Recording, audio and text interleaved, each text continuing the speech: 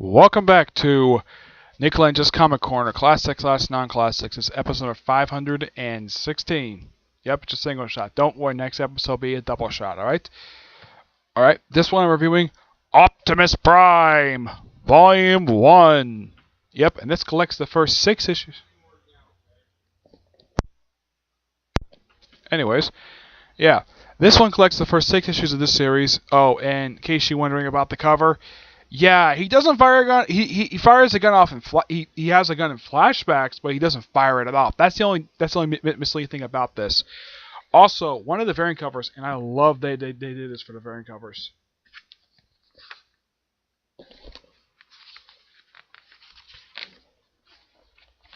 Great homage to Marvel's Transformers number 4. Yeah, this is an awesome variant cover. It homages that very cover, though.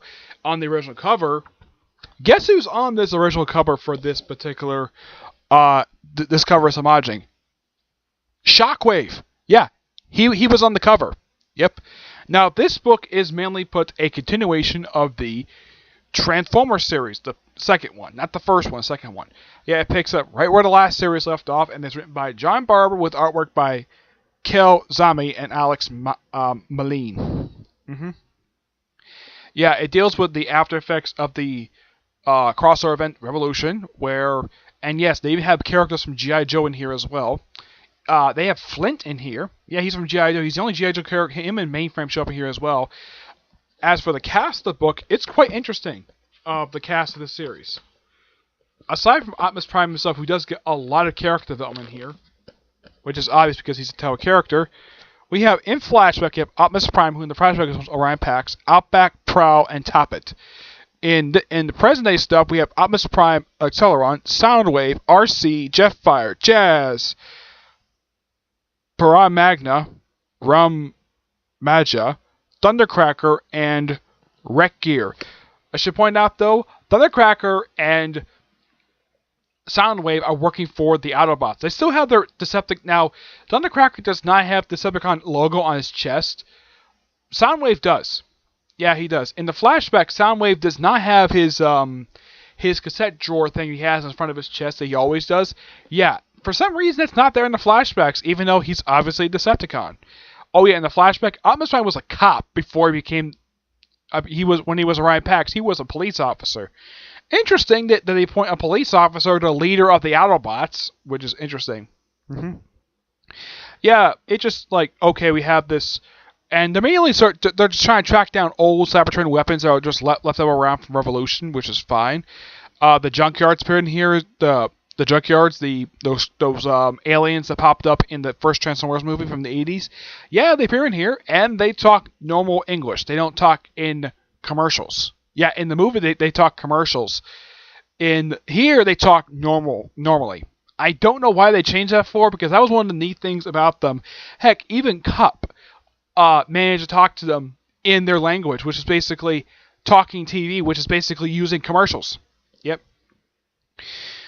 Despite collecting the first 6 issues of the series, you got a lot of story here in just 6 issues, and it's great. I love the fact that Optimus Prime gets his own solo book, despite the fact continuation of another book, but it's great the fact you can focus on the leader of the Autobots. The only other time I can think of Optimus Prime has had a book with his name on it is the death of Optimus Prime, which he did not die in that book. Yep. The organ here is fantastic. Now, the reason why there's 2 artists in here because it's flashback artwork. Here is the flashback artwork, which is very similar. Normally, when they have flashback artwork, they usually have that very, kind of like silver screen-esque artwork they use in several other books. They usually have that as flashback, but here they have it as that. The present-day artwork is completely different. Yeah, it's slightly different, but yeah, here's the present-day artwork. And oh yeah, and they go places like Mexico. And in case you're wondering who's the president here, the president's a woman, which, kudos, at least it's not Hillary Clinton. Yep. They don't list out the president's name on here, but they do have here's something neat about it. They even have the former commander of Earth Defense Command, which was the kind of like the minor recurring, let's just say, adversaries to the Autobots, aside from the Decepticons. They're the ones who kind of frequently go up against Optimus Prime. Oh yeah, and for some reason, I have no idea why.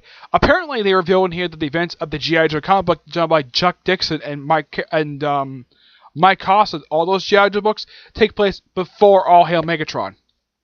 Yeah, they basically say in here, yeah, apparently the G.I. Joe faked their death prior to Megatron showing up on the planet. So all those books that came out for G.I. Joe all take place before All Hail Megatron #1, which they reference in here, which the sad note is they don't have an editor's note in here. It's like, what's so wrong having editors know, like, okay, they mentioned Megatron's invasion. Okay, if you're a new reader, you have no idea what the heck they're talking about. Like, when the heck did Megatron invade the planet? You know, I know that because I've read All Hail Megatron. It's an awesome comic book. I highly recommend it, and they do have it in regular trade, and they do have it, I believe, in the phase books, the new phase collected books that IDW is releasing right now. But this book is just awesome. I highly recommend it if you're a Transformers fan. But if you're a new reader, you might want to get into this. But I do recommend reading a lot of Transformers books before you get to this, because they reference stuff in here that you're like, okay. Yeah, and they reference stuff like the Joes faking their deaths. I think that happened in not the most recent volume that came out for G.I. Joe, but the previous one, The Fall of G.I. Joe, which is not done by Chuck Dixon. Chuck Dixon did the first 2 volumes. And I told him when I met him at Comic-Con, I love his work that he did for G.I. Joe. And he actually really liked that I loved this work for G.I. Joe. Of course, he loved doing it. I kind of wish he would get a shot of writing a Transformers book. That would be interesting for Chuck Dixon to do, especially as he did G.I. Joe. Yep. It's too bad the book Revolutionaries is no longer on. Yeah, that was a short series. Yeah, it was kind of like an anthology book, pretty much mixing a lot of the characters who are not featured in either the Transformers books or G.I. Joe or some of the other spin-off books. Yeah, that book got canceled after 8 issues. And as for Transformers TLR1, a comic that featured its focus on Cybertron, that ended after releasing 12 issues and an annual. Yep. So as of right now, the Transformers ongoing series I'm shortening down from 3 to 2. I don't know why, but that's the way IDW works. I guess the numbers are different when it comes to working on Marvel DC. But I'm going to get this book a 9.5 out of 10. It's really damn good. And IDW, and this is quite normal for a charge of it. It's $9.99. That's how much this book costs, but it's a library book.